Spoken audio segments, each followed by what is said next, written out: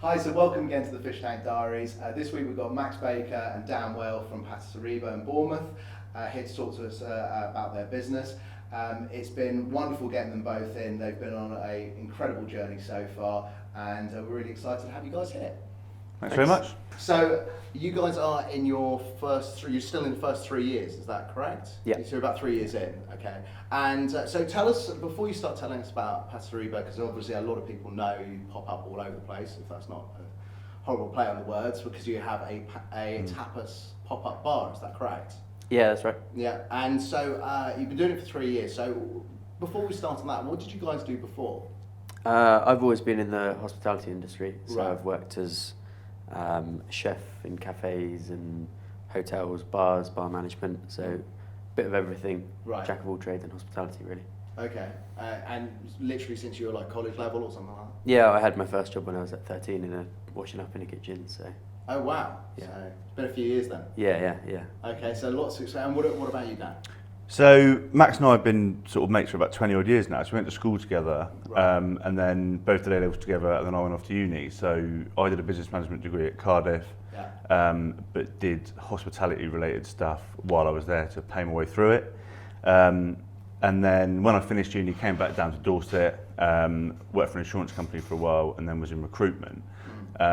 So in terms of the business and how it sort of came back together, Max started doing some of the stuff that I'm sure we'll go on to talk about, and then our paths sort of recrossed really. Right. So I went more sort of a corporate route and then came back to hospitality about a year ago now. Okay. Yeah. Okay, so you said you came back to hospitality about a year ago. So you had already started the business and then you joined in, Dan? Is that how it worked? Yeah, so I let, about 3 years ago, Max started the concept, and, Right. and just due to the fact that we'd sort of had the slightly different backgrounds, I started helping out with some of the sort of the small scale account stuff, marketing stuff, some of the stuff around the edges, then occasionally lending a hand at the events themselves.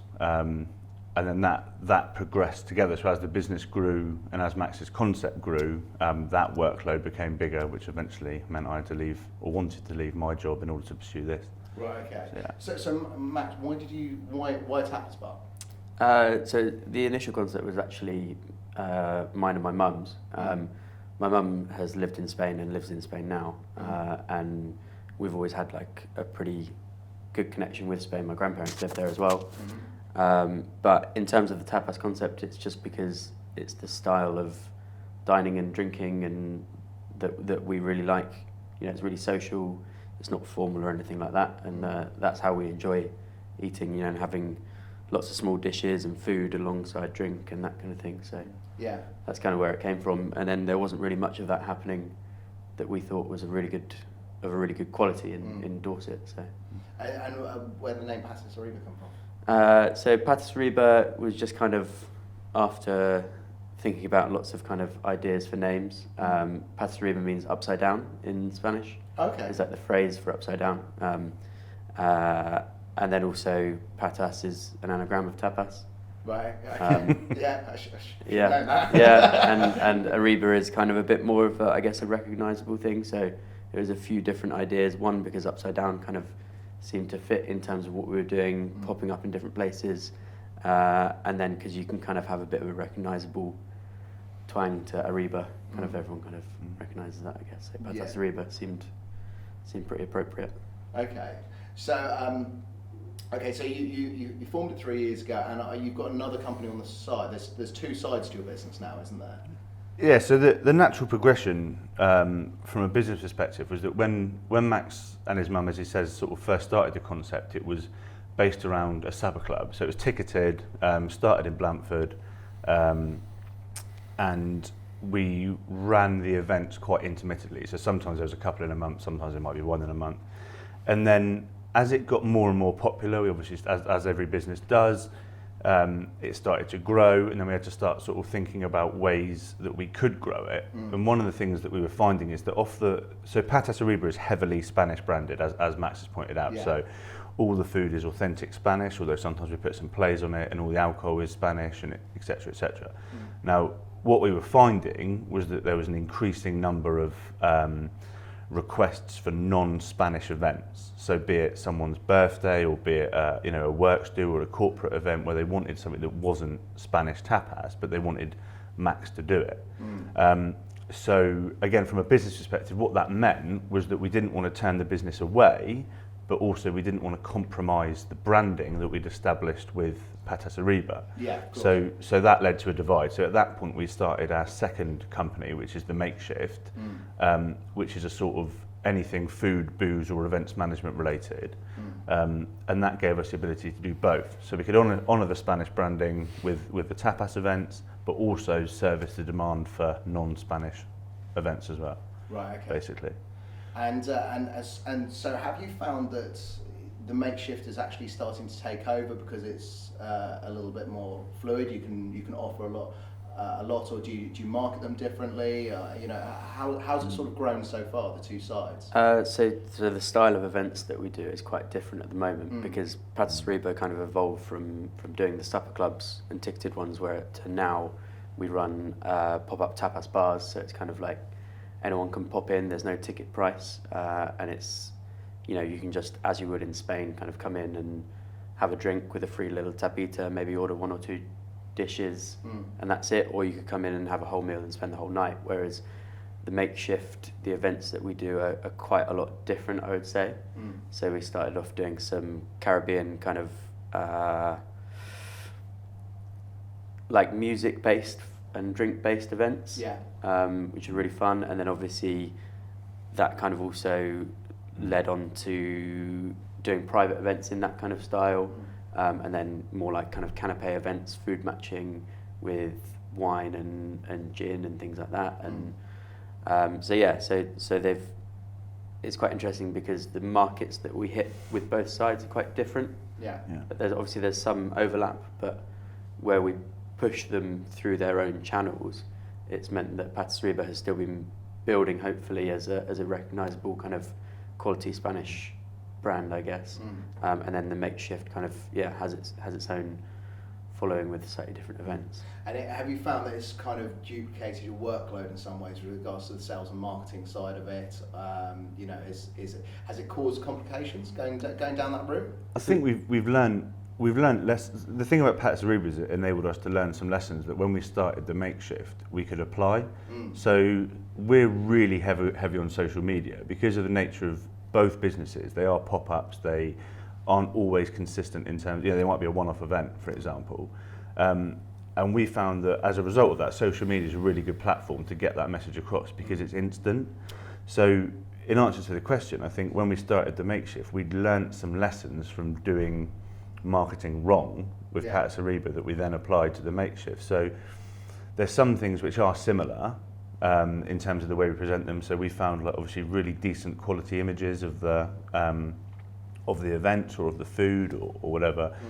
Gets a good response. So that's something we apply to both brands as an example. But then there's in other ways you've got to treat it differently. So the Makeshift, as it develops, although we do some open to the public events, as it develops, it seems to be picking up more on the corporate side, which means that I think over time we're subtly changing the way we market it because, like Max said earlier on, we're trying to hit a different audience. With Patas Arriba, we've sort of got it to a formula that's open to the public.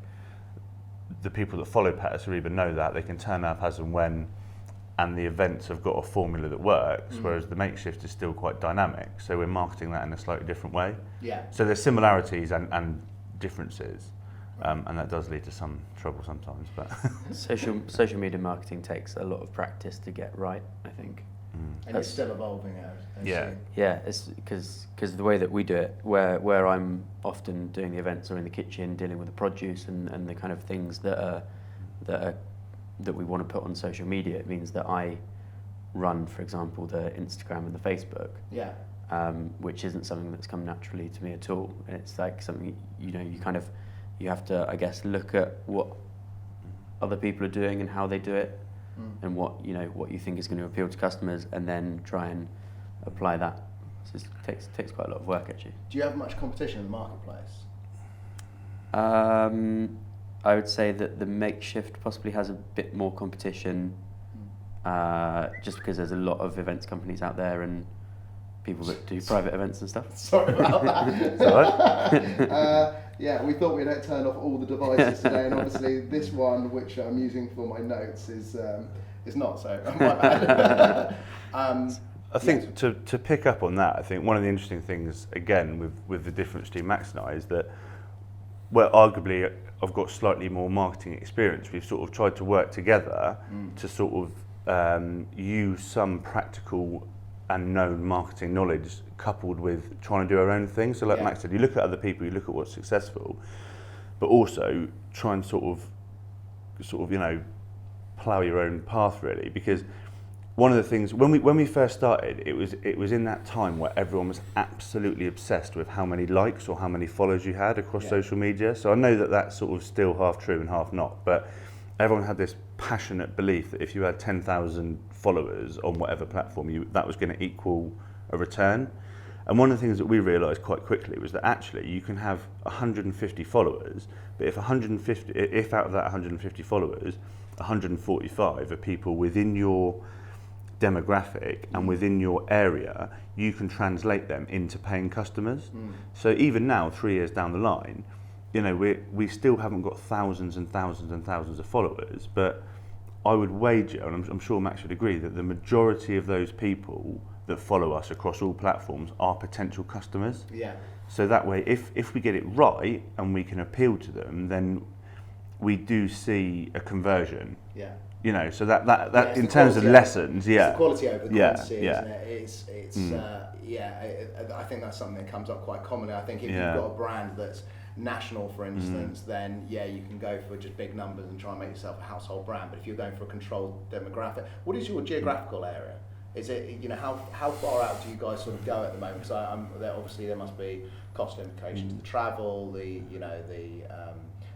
all sorts of different sorts of knock-on effects to having, being asked to travel to London or Bristol or something like that. Yeah. At the moment, it's mainly based around Dorset and Hampshire. So we kind of more regular ones. We're kind of Lymington through to Blandford. Yeah. So it's kind of wide on those ones. But then where we have more inquiries, things like weddings and stuff coming in. If we can plan that in advance and get the numbers right, then we're kind of more flexible to travel, I would say. Yeah, sure. So these videos are obviously, we wanted to do these for young people, not just young people, but people looking to make that jump. And you look worried, like I'm about to ask. No. I'm assuming you wouldn't go back and change where you are now, apart from obviously, some of the things you did along the way. You took the jump first. I presume you went from a paid role and then decided, I'm going to give it up, I'm going to start doing this, probably tried to get a few jobs booked in before you jumped? Yeah, pretty much. Yeah. So took it from a kind of part-time on top of my full-time role that I was doing at the time. Luckily I was in a fortunate position where I changed to a role that was like early shift, so I was working 6:30 until 4 or 5 o'clock, which meant that I had the evenings free, and therefore, which obviously in hospitality isn't that often that you get your evenings free, which is where the opportunity first came. And then obviously you end up filling your evenings and stuff with events or planning or things like that, and then after once Patas Arriba built for just over a year, I'd say. So you're running it for about a year alongside your job? Yeah, and then it was after that we obviously decided to put the makeshift in, and then for me to go full time, I was also lucky in that I started, when I went full time, I started doing more consultancy stuff that I had booked in for a long time, which helped the transition from being a full-time employee to doing consultancy stuff kind of part-time, and then on to just on the business full-time, basically. Yeah.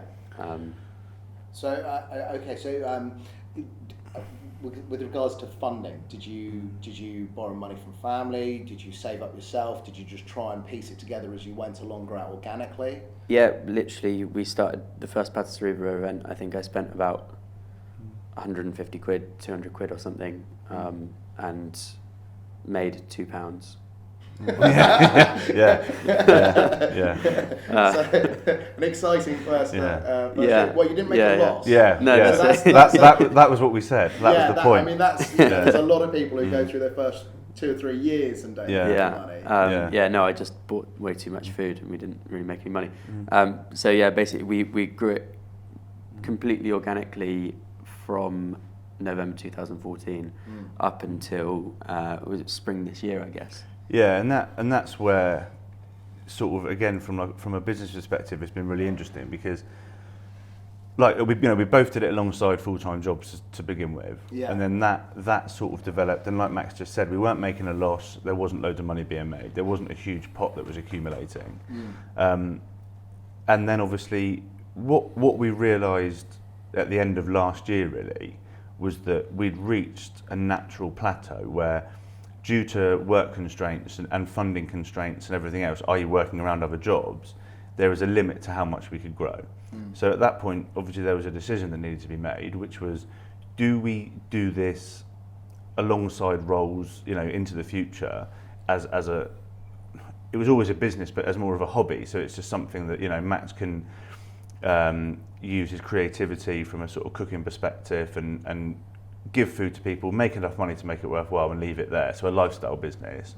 Or do we want to grow it and turn it into, a growth business and sort of expand it, get staff on board, make more money, etc., etc. So obviously we made the decision that we wanted to grow it, and that fundamentally changed everything. So it was at that point that I left my role and went full time, because obviously the industry that we're in, I know it's the same in a lot of others, but it's extremely prep heavy. To do an event, there is a lot of work that goes on behind the scenes. But clearly, the busier you are, the more support, like business support, business administration stuff that needs to happen as well. And that was where I sort of realised, and obviously, it was a decision we made together, but it was like, right, if we're going to grow it, I'll make the jump as well. We'll both go full time and we'll just sort of see what happens. It was a little bit more planned than that, but that was the crux of it. Yeah, that was the crux of it. It was like, we've been doing this for 2 years. It's, we've not lost loads of money. We're building a customer base. Like, let's see if we can grow it. And then, again, this is where there was a big transition, because before, from a business model perspective, it was a case of organise an event, get it busy, make the money, bank it, organise the next one. And that doesn't really work long term if you want to grow the business. Obviously, we need to start thinking about putting events in 6 months in advance, 7 months in advance, 8 months in advance, so we could plan better, which is great in theory. But obviously, if you want to do that, again, within hospitality, if you want to put an event, if you want to work at like a food festival, if you want to do a project, or if you want to do a festival, then there's a pitch fee, that you've got to pay normally in advance. So you don't make your money off that until you do the event. So the point is, in January of last year, we signed up to do an event that starts in this November. See, you don't really want to say who it is. No, don't mind. So we'll be doing this. Dodging something. Yeah. We'll be doing this event at Christmas Market in Bournemouth Town Centre from the middle of November through until early January. But middle of November to January. Yeah, so that's every day? That's a 7 day a week, other than Christmas Day, Boxing Day, something like that, project. The thing is, and it's reasonably priced, but the point is that has looking. It's Saventa, who are a local events company, and we really like what they do, so we wanted to be involved in it. But to go back to what we were saying about the growth, if you want to grow the business, we obviously had to invest in the future.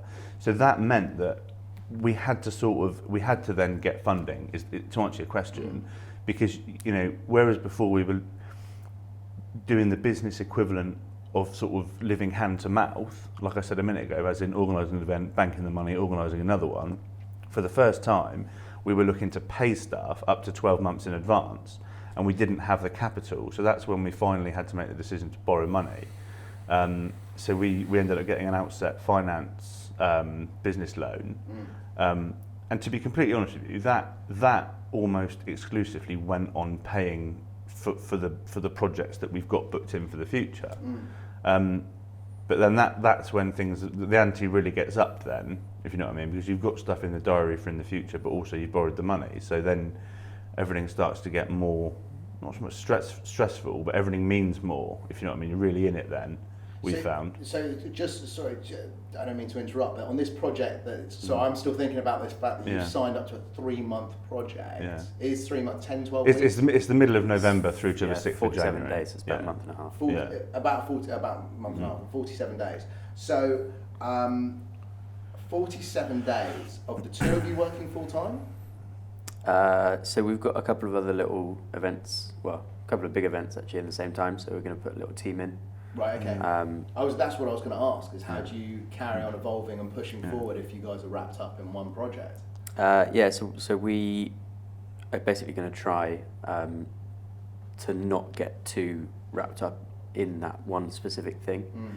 So if we can put a team in place, we've got kind of a little bank of casual staff that we use, and we've got one full-time guy who works for us as well. So if we can put a team in and kind of manage that project alongside doing a couple of other like Christmas-based events and private parties and sub-clubs and stuff at the same time, then hopefully that's how that's going to work. Because it's difficult to try and step back a little bit sometimes in those events. But you need to be able to step back. You know, this is what Dan does really well, is that whilst I can run an event and do the logistics and all that kind of thing and make sure it all goes smoothly, Dan can then step back and say, right, let's look towards the next 3 months, 6 months, year, and kind of reassess where we are then. So hopefully that's how that's going to work out.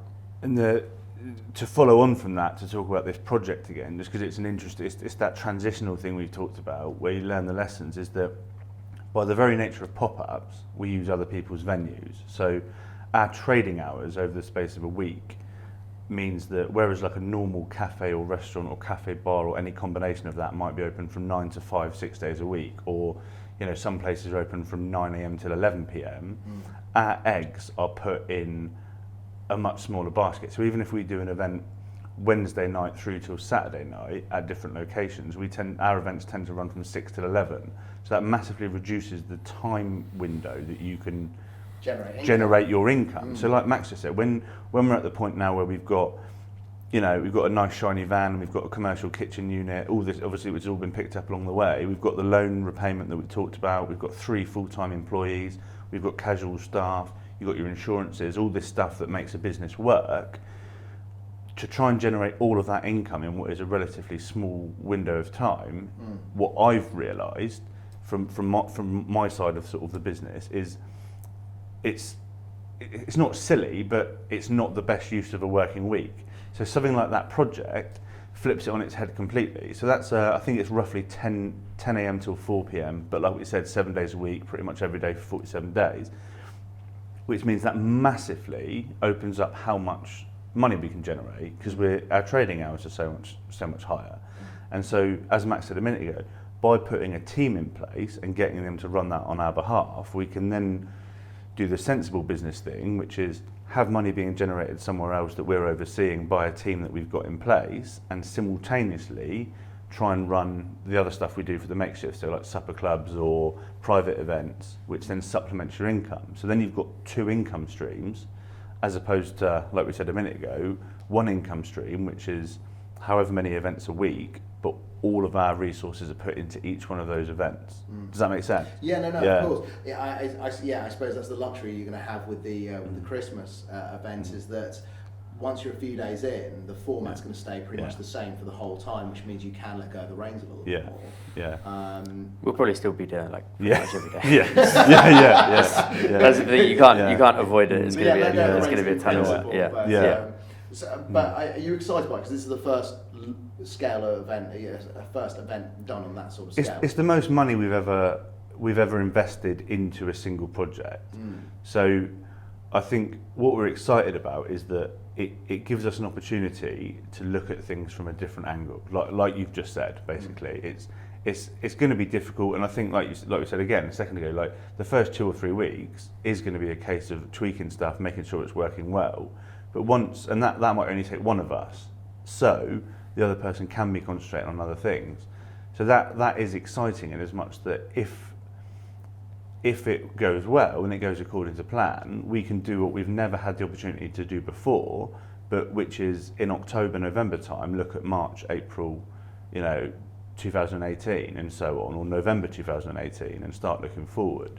So we're trying after 3 years to make that transition from arguably chasing our tail to being proactive in terms of putting events in the diary, which I think is really important for any business. Yeah, I mean, you need that, you need that sort of future revenue in the bank, really. forecast, Yeah, isn't it? yeah, exactly. Yeah. You've got to be, you need to know what you're going to be able to survive on, and Yeah. it sounds like you guys have had quite a journey. So